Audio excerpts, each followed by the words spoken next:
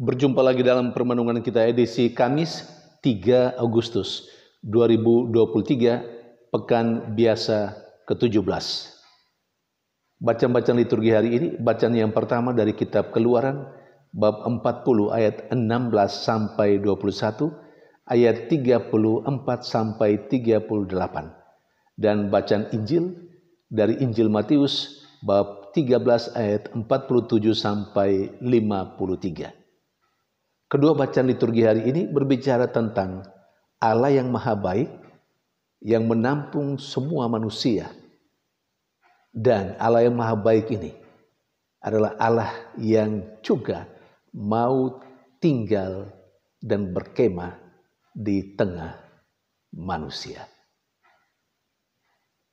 Bacaan Injil hari ini misalnya, itu mengungkapkan Allah yang maha baik, yang menampung semua manusia. Ini digambarkan dengan perumpamaan tentang kerajaan surga. Kerajaan surga diumpamakan dengan pukat. Pukat yang dilabuhkan, lalu kemudian menangkap semua jenis ikan. Ikan yang baik pun yang tidak baik. Semua ditampung. Semua masuk dalam pukat itu. Itulah Allah yang digambarkan dengan pukat, yang menampung seluruh umat manusia dari agama apa saja, dari golongan apa saja. Semua dia tampung. Bahkan manusia yang baik dan yang tidak baik. Manusia yang berdosa dan juga manusia yang suci murni. Semuanya dia tampung. Dan Allah memberi kesempatan untuk semua manusia waktu ke waktu untuk menata kehidupannya. Sampai pada akhirnya ketika saatnya tiba, seluruh umat manusia yang dia tampung dalam kepak sayapnya, dalam kebaikan dan kasihnya, akan dipilah-pilah yang baik dan yang tidak baik. Yang tidak baik akan mendapatkan hukumannya. Saudari dan saudara yang terkasih, belajar dari Allah yang demikian, karena kita adalah orang yang percaya kepada Allah. Dan sebagai orang yang percaya kepada Allah, kita juga seharusnya memiliki sikap-sikap Allah seperti itu. Kalau Allah itu menampung semua manusia, demikian juga kehadiran kita di mana saja kita berada. Kita menjadi pribadi yang mau menampung, yang mau menerima siapapun manusia sesama kita. Dari latar belakang apa saja, agama, suku, ras, harus kita terima, harus kita tampung. Karena kita mau memiliki sikap seperti sikap Allah sendiri yang menampung semuanya. Kita juga diajak untuk menerima siapapun, orang yang baik dan orang yang tidak baik.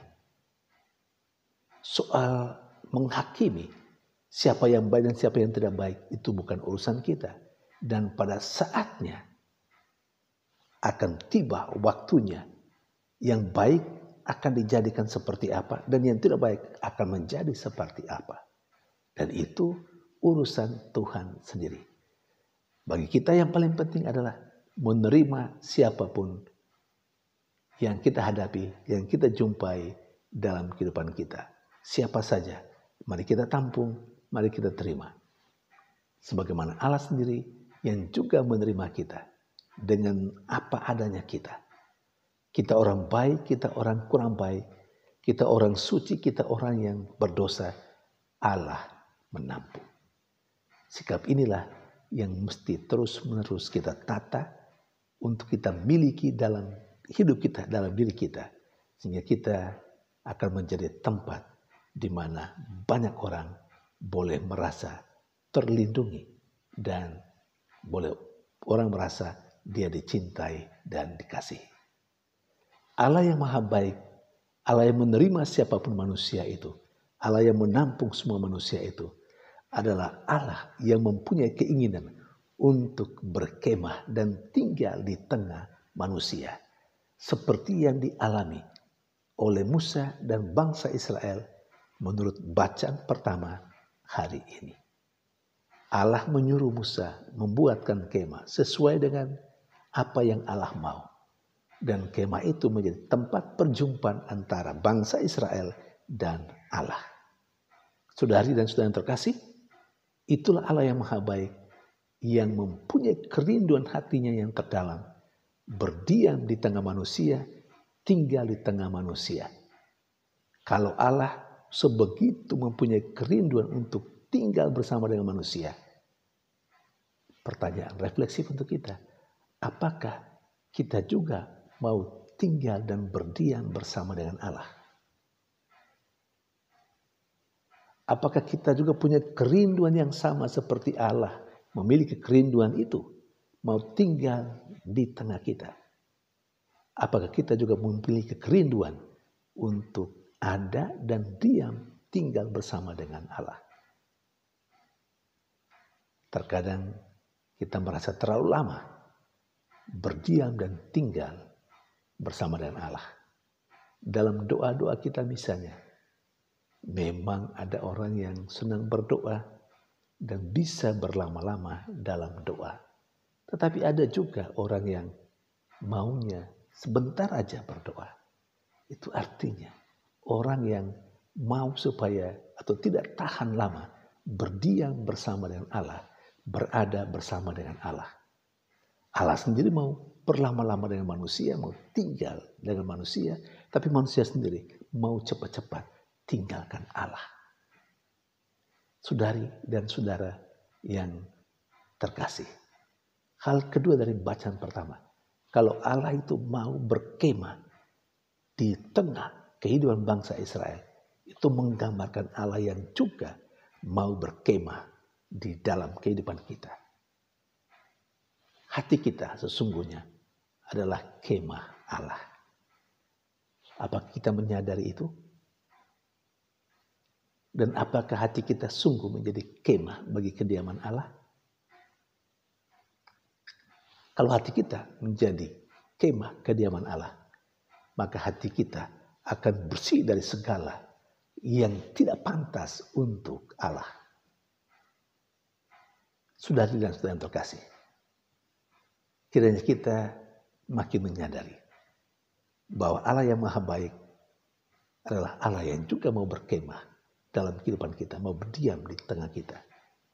Tinggal kita, mari membangun kemah hati kita menjadi tempat kediaman Allah. Supaya Allah tetap bersemayam dalam hati kita. Dan ketika Allah selalu bersemayam dalam hati kita, wajah kita, setiap penampilan kita, tutur kata kita, hidup kita akan mengungkapkan kekuatan Allah yang sudah ada di dalam diri kita. Semoga Tuhan yang mau berkemah dalam hati kita memberi kekuatan kepada kita untuk menata kehidupan kita, sehingga kita, hati kita terutama, menjadi tempat bersemayamnya Allah dalam kehidupan kita. Tuhan memberkati.